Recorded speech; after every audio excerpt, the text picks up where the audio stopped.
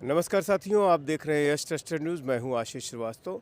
Ramjeet BHU में एक तरह से काफ़ी उनको जो लीवर में प्रॉब्लम है उसकी वजह से वो एडमिट हैं और धनंजय सिंह, आप जैसा कि जानकारी है आप सभी को, कि गए थे उनकी मदद के लिए। और इसमें जो है, जो उसके वकील हैं, लालता जो हत्यारा है उसका वकील जो है वो भाग के जो है हाई कोर्ट जाता है और 10 तारीख को उसे स्टे ऑर्डर मिल जाता है। और उस ऑर्डर में एक चीज़ और भी है कि आगे जो 6 महीने आने वाला है उसमें डिसीज़न देना है। हाई कोर्ट ने ये भी डायरेक्शन दिया है कि ज़िला लेवल पे जो डिस्ट्रिक्ट लेवल है उस पर डायरेक्शन देना है। इसमें रामजीत के जो वकील हैं, जो यहाँ के कलेक्ट्रेट के बड़े बड़े वकील हैं, और इसमें लगातार उनके परिवार के साथ सतवीर जो लगे हुए थे, अब उनका क्या एक्शन प्लान है, जिससे आप समझिए कि वो मकान अब चूँकि है लेकिन उसमें 2 ही हफ्ते का स्टे ऑर्डर मिला है, लेकिन डिसीज़न जो देना है 6 महीने में ही इसका डिसीज़न दे देना है कि क्या कुछ उस लालता के मकान का अंजाम होने वाला है। हम बात करेंगे सतवीर से। सतवीर जी, अब वो तो गया इलाहाबाद, इलाहाबाद से ऑर्डर ले आया और कहीं न कहीं जो है उसको लग रहा है कि अब मैं बच गया। क्या लगता है इसका क्या अंजाम होगा? देखिए 24 तारीख को एक आदेश आता है तहसीलदार न्यायालय से कि कबीरुद्दीनपुर गांव में एक 932 गाटा संख्या है और 932 गाटा संख्या के क नंबर को जो बंजर खाते की भूमि है उस पे एक 2 मंजिला इमारत वो लालता के द्वारा अतिक्रमण करके बनाया गया है। उसके खिलाफ 24 तारीख को ये आदेश आता है कि इस मकान को तत्काल प्रभाव से गिरा दिया जाए। और उसके बाद से जो आपके दर्शक थे और जो भी लोग थे, सबको ये खुशी हुई कि कम से कम 1 साल बाद, चूँकि ये 1 साल की बहुत लंबी प्रक्रिया थी जो लालता के द्वारा या उसके अधिवक्ता के द्वारा तहसीलदार के न्यायालय में लगातार लंबी चल रहा था। इस तरह से हम सब लोगों ने प्रयास किया और प्रयास करने के बाद 24 तारीख को वो आदेश आता है। उसके बाद अपीली न्यायालय में उनको जाने का अधिकार होता है। तो लालता के जो अधिवक्ता थे उन्होंने जिलाधिकारी जौनपुर के न्यायालय में एक अपील दाखिल करी और उन्होंने उसके साथ साथ एक स्थगन कराने के लिए एक प्रार्थना पत्र भी दिया कि तहसीलदार के न्यायालय में जो भी आदेश हुआ है ध्वस्तीकरण का, उसके खिलाफ मतलब उसको स्थगित कर दें और उस पर कोई बुलडोजर की कार्रवाई न हो, उसको ध्वस्तीकरण न किया जाए। लेकिन जिलाधिकारी महोदय ने उसको संज्ञान में लिया और उस पर स्थगन आदेश को उन्होंने नहीं दिया और उसकी जो अगली तिथि नियत की वो 14 तारीख को की। इसी बीच में उन्होंने क्या किया, शायद आपके दर्शकों को नहीं पता है, इसी बीच लालता चला गया उच्च न्यायालय और माननीय उच्च न्यायालय में जाके उन्होंने एक रीट दाखिल करी। रीट में उन्होंने कहा कि हमारे खिलाफ तहसीलदार के न्यायालय से एक मामला जो है, एक आदेश हुआ है जो हमारे मकान को गिराने का आदेश है और इसको आप स्थगित कर दीजिए। तो काफ़ी जिरा हुई। 10 तारीख को सुनवाई हुई। वहाँ पे हम सब लोग इन्वॉल्व थे, हमारे अधिवक्ता भी वहाँ पे इन्वॉल्व थे। उन लोगों ने उस पर बहस करी और माननीय उच्च न्यायालय ने 10 तारीख से लेके अगले 24 तारीख तक, मतलब 2 हफ्ते का उन्होंने निर्णय दिया कि जब तक ये मामला अपीली न्यायालय में निस्तारित नहीं हो जाता है, मतलब 14 दिन, 2 हफ्ते में, 2 हफ्ते तक वो उस मकान को बलपूर्वक न गिराया जाए। वो उन्होंने साफ तौर पे लिखा है, लास्ट उसमें जो पैरा है उन्होंने लिखा है कि इसको मतलब ये इंग्लिश में है, इसमें मैं आपको हिंदी में रूपांतरण कर दूं। उसमें लिखा गया है कि 2 हफ्ते तक उस मकान को बलपूर्वक न गिराया जाए और उन्होंने जिलाधिकारी जौनपुर को एक आदेश किया है कि 6 महीने के अंदर इस अपील का निस्तारण आप स्वयं करें। जो लालता 1 साल तक तहसीलदार न्यायालय में भागता रहा, वो लालता, चूँकि उसको इस बात का एहसास है कि निश्चित रूप से जौनपुर का जौनपुर में जो न्यायालय है या जो लोअर कोर्ट के न्यायालय हैं उसमें उसको न्याय नहीं मिलेगा और उच्च न्यायालय में भी उसको न्याय नहीं मिलेगा। उसको ये लगता है कि जौनपुर से इस फाइल को हम ट्रांसफ़र करा लें, हाई कोर्ट लेके चले जाएं, तो हो सकता है सतवीर जो है जैसे अधिवक्ता वहाँ पर न जा पाएँ या वहाँ पे जाके पैरवी न कर पाएँ। लेकिन वो इस मुगालते में है कि हाई कोर्ट में हम सतवीर जैसे हजारों अधिवक्ता वहाँ पर इस बात का इंतज़ार कर रहे हैं कि ये फाइल नीचे से उच्च न्यायालय में जाएगी, इसका निस्तारण। ये मैंने कहा ना, 6 पन्ने का जो जजमेंट उस न्यायालय से आया है, उस न्यायालय को सुप्रीम कोर्ट भी नहीं ख़त्म कर सकता है। मतलब उस आदेश के खिलाफ जो है सुप्रीम कोर्ट भी कोई आदेश नहीं दे सकता है। वो फैसला जो है एक नज़ीर है और वो फैसला इस बात का संदेश है कि लालता जैसे लोग जितने अपराधी हैं वो निश्चित रूप से अपराध करके खुले मैदान में नहीं घूम सकते हैं। तो एक तरह से उसका माना जाए कि जो हाई कोर्ट वो गया, एक तरह से वो अपने फ़ायदे के लिए गया स्टे ऑर्डर, लेकिन ये एक तरह से अपने गले की फांस भी बना के लेके आया है, जो कि हाई कोर्ट का निर्देश है। चूँकि कहीं हाई कोर्ट का निर्देश न होता तो ये मामला चलता, लेकिन 6 महीने के अंदर इसको डिसीजन देना है, और हमें तो लगता है और पहले ही आ जाएगा। नहीं, मुझे जो मैं आपको ये चीज़ बता दूं आशीष भाई कि जिस तरह से जौनपुर जिलाधिकारी पूरी तरह से इस मामले को उनके एक पहलू उनको पता है, उनके संज्ञान में है। तो ये मुझे लगता है कि महीने भर का 2-3, मैंने पहले भी आपसे कहा था कि 3 डेट 4 डेट, अब 14 को जो डेट पड़ी है उसमें हमारी आपत्ति, मतलब सरकारी अधिवक्ता की आपत्ति जाएगी।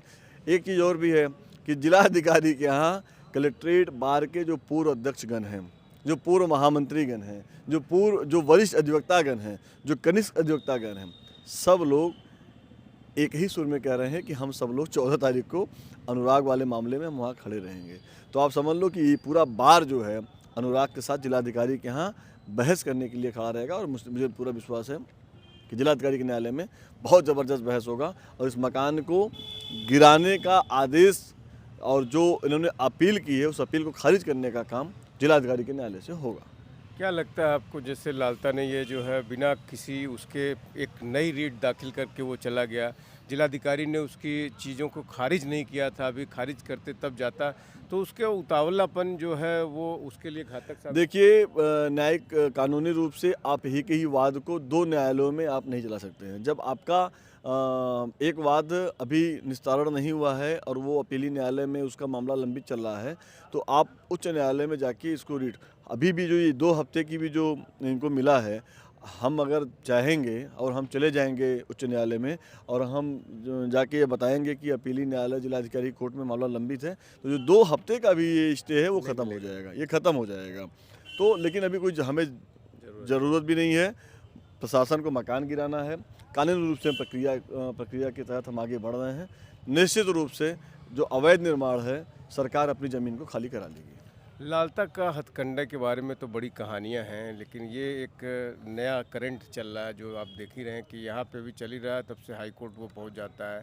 किस तरह से देखते हैं कि अभी भी उसको शर्म नहीं आ रही है कि इतने जघन्य हत्याकांड के बाद भी वो अपने उस मकान को बचाने के लिए लगा है जो कि सरकारी ज़मीन पर है। देखिए, मैं 2 बातें कहूँगा। एक तो अनुराग के पिता की माली हालत, अनुराग के परिवार की माली हालत जो स्थिति में है वो बहुत ही बद से बदतर है। एक तरफ उनको खाने को नहीं अट रहा है और दूसरी तरफ लालता के पास कितना पैसा है कि वो लगातार पैसे जो है लुटा रहा है और इलाहाबाद से लेके जौनपुर तक वो पैसे को बहा रहा है पानी की तरह। तो फ़र्क यही है कि एक तो जो है बाप बीएचयू में इलाज के उसमें मर रहा है और एक तरफ ही लालता पैसे बहा रहा है। तो ऊपर वाले के घर में लेकिन देर है अंधेर नहीं। लालता का जो ये कुकर्म है ये जनता के सामने है और उसका प्रतिफल और उसका फल भी लालता को मिलेगा।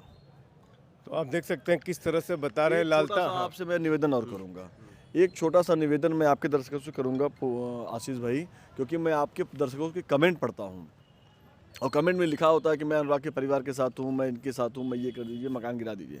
साथियों, मैं आपसे एक निवेदन करना चाहता हूँ कि लालता अनुराग के पिताजी बीएचयू में भर्ती हैं और उनकी हालत बहुत ही ख़राब है। वो कैंसर की दहलीज पे खड़े हैं, उनके लीवर में कैंसर हो सकता है अगर इलाज सही तरीके से नहीं हुआ। आप सब लोग जो अनुराग को बहुत प्यार करते हो, बहुत स्नेह करते हो, उसके परिवार को चाहते हो कि अनुराग को चाहते हो कि श्रद्धांजलि मिले और उनके परिवार को न्याय मिले। अनुराग के घर में गया हूँ, अनुराग के पास घर नहीं है, एक टीन सेट है, उसमें वो लोग रहते हैं। 48 डिग्री का टेम्परेचर होता है, धूप में लोग रहते हैं। आप समझ लो कि 0 डिग्री 1-2 डिग्री टेम्परेचर आ रहा है, ठंडी में वो लोग बाहर ही रहेंगे। और अनुराग के पिता की आंखें तो चली गई हैं, लीवर भी बहुत बुरे हाल में है, खाने के लिए बहुत प्रॉब्लम है।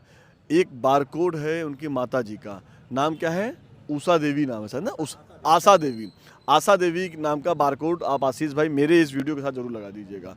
आपके पास 10 रुपये होगा, 20 रुपये होगा, 50 रुपये होगा, 100 रुपये होगा, आप उस परिवार की मदद करिए। जो भी आपकी स्वेच्छा है, वो पैसा सत्यवीर को नहीं चाहिए, आशीष को नहीं चाहिए या हम किसी को नहीं चाहिए। वो पैसा उस आशा देवी के नाम से बारकोड होगा, उस बारकोड पे आप पैसा डालिए और उस परिवार की मदद करिए। उस अनाथ जो बाप है जिसके पास अब कोई चारा नहीं, उसका कोई बेटा नहीं है, अब वो खुद ही मृत्युशैया पर पड़ा हुआ है, बीएचयू में भर्ती है। मैं और हमारे साथी तो मदद कर ही रहे हैं, लेकिन मैं आपसे हाथ जोड़ के निवेदन करता हूं कि उस परिवार की मदद करिए। और निश्चित रूप से अगर आपका थोड़ा सा भी एक कदम अगर आप उस परिवार के साथ चलेंगे तो उस परिवार की जान बच जाएगी। और उस परिवार को न्याय दिलाने के लिए तो हम खड़े ही हैं, उसकी जान बचाने के लिए, उसके जीविकोपार्जन के लिए आप खड़े हो जाइए। मैं आप सबसे हाथ जोड़ के निवेदन करता हूं कि इस परिवार की मदद करिए।